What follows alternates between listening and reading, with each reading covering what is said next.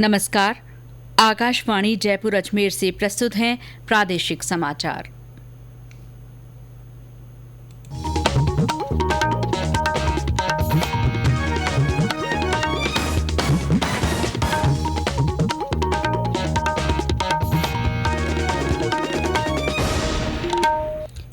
मुख्य समाचार। प्रदेश की 3,848 ग्राम पंचायतों के पंच तथा सरपंच के चुनावों का कार्यक्रम घोषित। पहले चरण के लिए 28 सितंबर को वोट डाले जाएंगे। राष्ट्रपति रामनाथ कोविंद ने कहा, नई शिक्षा नीति देश के विकास में नए आयाम स्थापित करेगी। केंद्र सरकार ने कहा, राष्ट्रीय पोषण माह के दौरान अत्यंत कुपोषित बच्चों की पहचान और उनका उपचार किया जाएगा। कोरोना प्रोटोकॉल की अनुपालना के साथ राज्य के विभिन्न धार्मिक स्थल आज खोले गए। प्रदेश में कोरोना के सक्रिय मरीजों की संख्या 15,500 हुई। आज 722 नए मामले सामने आए। और राज्य में विभिन्न स्थानों पर बारिश का दौर जारी। मौसम विभाग ने आज कुछ जगह भारी बारिश की चेतावनी दी।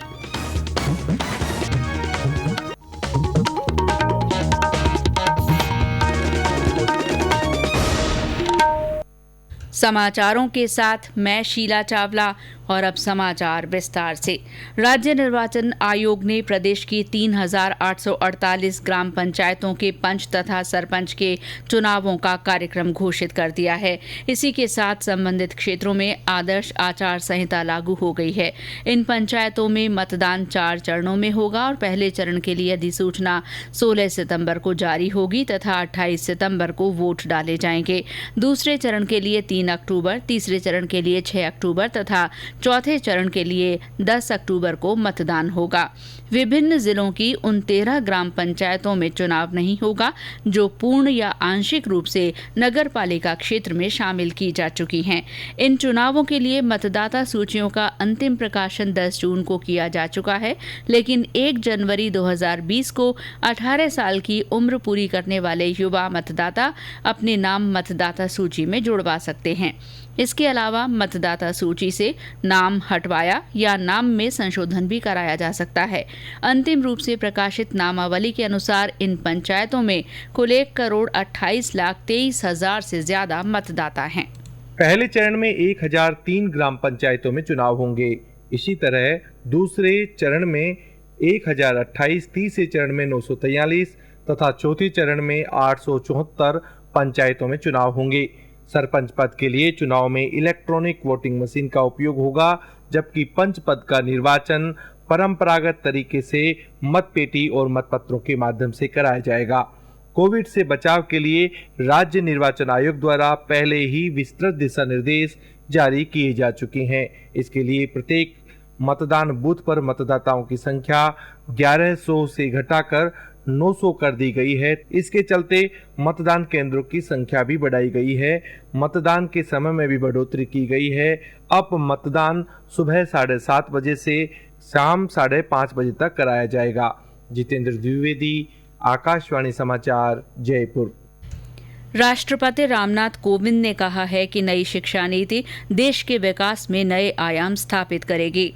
श्री कोविंद आज उच्च शिक्षा में परिवर्तन लाने में नई शिक्षा नीति 2020 की भूमिका विषय पर राज्यपालों के सम्मेलन के उद्घाटन समारोह में वीडियो कॉन्फ्रेंस के माध्यम से बोल रहे थे। उन्होंने कहा कि उच्च शिक्षा में प्रौद्योगिकी का उपयोग किया जाना चाहिए। राष्ट्रपति ने कहा कि नई राष्ट्रीय शिक्षा नीति के तहत साल 2025 तक प्राथमिक स्कूलों के स्तर पर सभी बच्चों को साक्षर बनाया जाएगा। उन्होंने कहा कि सार्वजनिक शिक्षा संस्थानों को मजबूत करना महत्वपूर्ण है। इस शिक्षा नीति में यह स्पष्ट किया गया है कि सार्वजनिक शिक्षा प्रणाली ही जीवंत लोकतांत्रिक समाज का आधार होती है। अतः सार्वजनिक शिक्षण संस्थानों को मजबूत बनाना अत्यंत आवश्यक है। वर्ष 2025 तक प्राथमिक विद्यालय स्तर पर सभी बच्चों को मूलभूत साक्षरता और संख्या ज्ञान प्राप्त कराना इस शिक्षा प्रणाली की सर्वोच्च प्राथमिकता तय की गई है। सम्मेलन के उद्घाटन सत्र में प्रधानमंत्री नरेंद्र मोदी ने कहा कि नई शिक्षा नीति देश के नौजवानों को नई चुनौतियों का सामना करने के लिए सक्षम बनाएगी। श्री मोदी ने नई शिक्षा नीति की सराहना करते हुए कहा कि नई नीति पुरानी शिक्षा नीतियों का बेहतर विकल्प होगा। प्रधानमंत्री ने कहा कि नई नीति में रटने की बजाय सीखने और गहरे चिंतन पर जोर दिया गया है। उन्होंने कहा कि नई शिक्षा नीति देश की उम्मीदों को पूरा करने का विशेष माध्यम बनेगी। राज्यपाल कलराज मिश्र ने सम्मेलन में कहा कि नई शिक्षा प्रणाली भारत को विश्व के अग्रणी देशों के समकक्ष ले आएगी और वर्तमान की चुनौतियों को अवसर में बदलकर भविष्य की आशंकाओं की पूर्ति करने में सक्षम हो सकेगी। राज्यपाल ने कहा कि राजस्थान में सभी स्तरों पर नई शिक्षा नीति के क्रियान्वयन की दिशा में योजना बनाकर केंद्र द्वारा प्रदत्त दिशा निर्देशों के अनुरूप काम शुरू कर दिया गया है।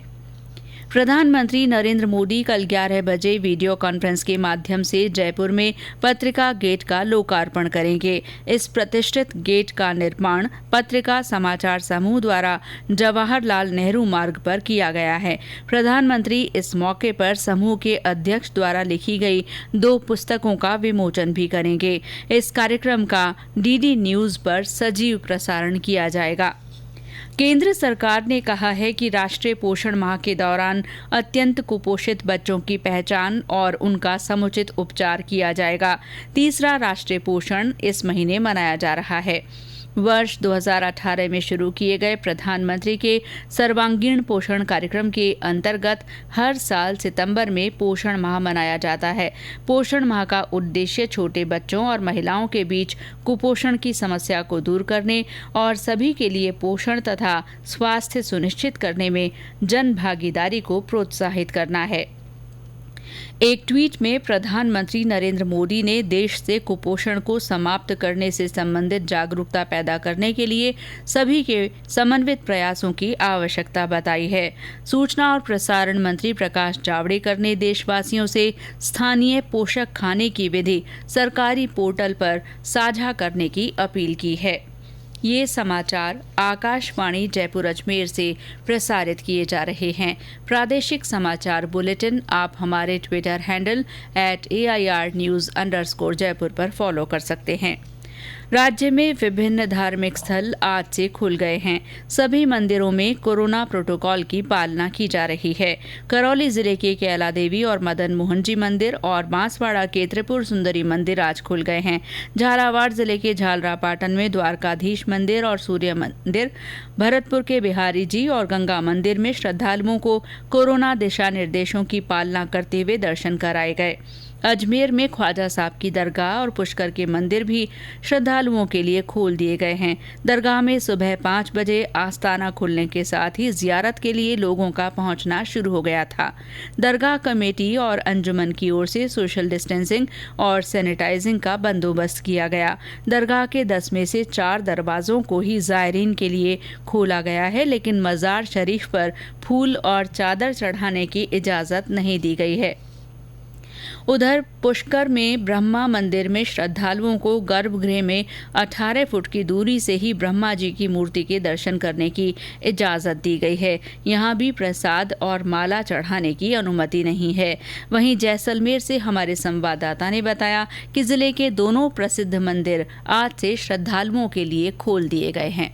कोविड-19 की अनलॉक 4 गाइडलाइन के बाद आज से जैसलमेर जिले के रामदेवरा कस्बे में स्थित लोक देवता बाबा रामदेव का सुप्रसिद्ध मंदिर व सीमा क्षेत्र में स्थित तनोट राय माता मंदिर दर्शनार्थियों के लिए खोल दिया गया है। यह दोनों मंदिर खुलने से श्रद्धालुओं में खुशी की लहर है। गौरतलब है कि रामदेवरा में भाद्रपद वध के माह में 25 से 30 लाख दर्शनार्थी बाबा रामदेव की समाधि के दर्शन करने को आते हैं। जिला कलेक्टर ने बताया कि मंदिर खोले जाने के साथ ही मंदिर परिसर को बार बार सैनिटाइज करने, दर्शनार्थियों की थर्मल चेकिंग व सैनिटाइजिंग करने, सोशल डिस्टेंस बनाए रखने तथा मास्क पहनने की अनिवार्यता के साथ ही मंदिर में किसी तरह का प्रसाद चढ़ाने या टंकोर बजाने पर प्रतिबंध रहेगा। ओम जी विश्रा, आकाशवाणी समाचार जैसलमेर। राजधानी जयपुर के गोविंद देव जी और मोती डूंगरी गणेश मंदिर अभी श्रद्धालुओं के लिए नहीं खोले गए हैं। इसी तरह सवाई माधोपुर का त्रिनेत्र गणेश मंदिर और राजसमंद जिले का नाथद्वारा का श्रीनाथ जी मंदिर अभी नहीं खुला है।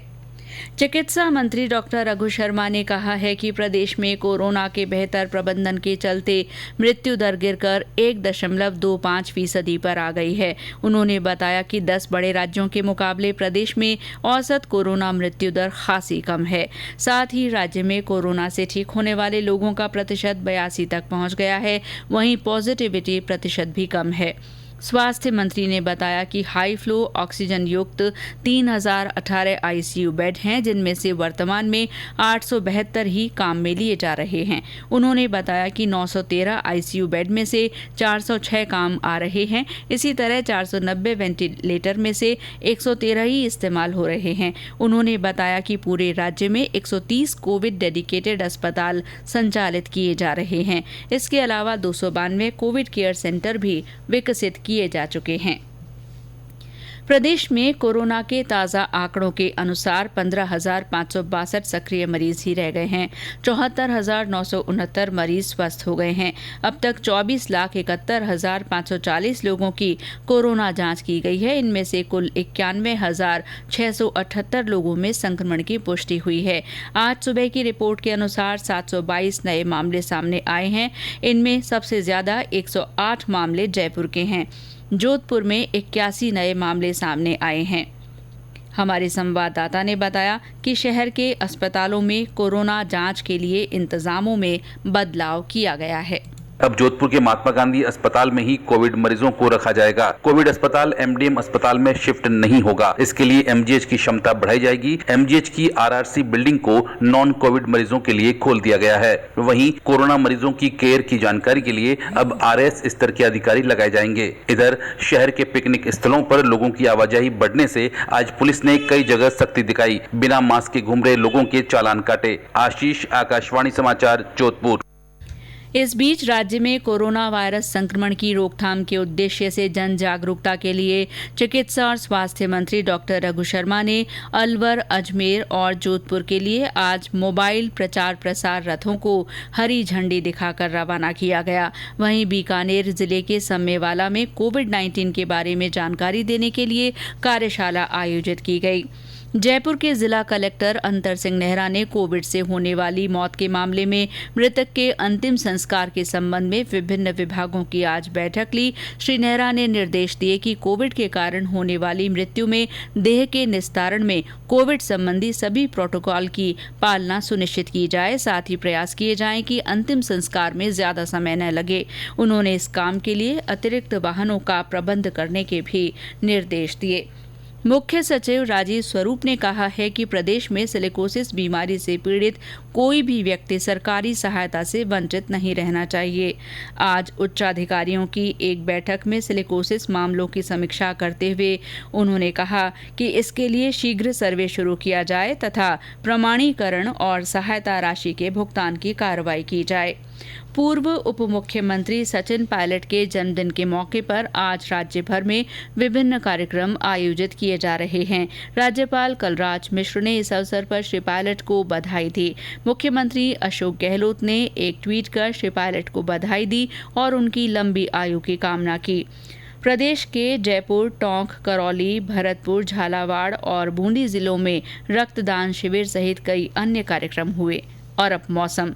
प्रदेश के विभिन्न स्थानों पर मानसून की बारिश का दौर जारी है। पिछले 24 घंटों में सबसे ज्यादा 147 मिलीमीटर बारिश पाली जिले के जवाई बांध क्षेत्र में रिकॉर्ड की गई।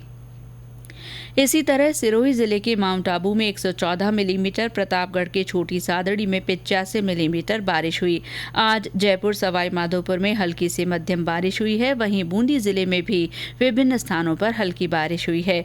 इस बीच मौसम विभाग ने आज अजमेर, भीलवाड़ा, बूंदी, राजसमंद और टोंक जिलों में कहीं कहीं भारी बारिश की संभावना जताई है। और अंत में मुख्य समाचार एक बार फिर। प्रदेश की 3,848 ग्राम पंचायतों के पंच तथा सरपंच के चुनावों का कार्यक्रम घोषित।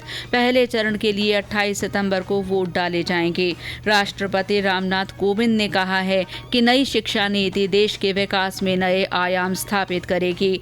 केंद्र सरकार ने कहा है कि राष्ट्रीय पोषण माह के दौरान अत्यंत कुपोषित बच्चों की पहचान और उनका उपचार किया जाएगा। कोरोना प्रोटोकॉल की अनुपालना के साथ आज राज्य के विभिन्न धार्मिक धार्मिक स्थल खुल गए हैं।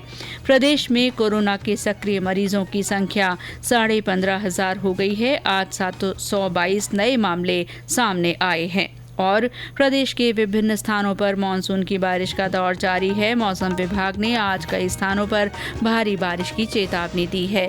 इसी के साथ प्रादेशिक समाचार बुलेटिन समाप्त हुआ। नमस्कार।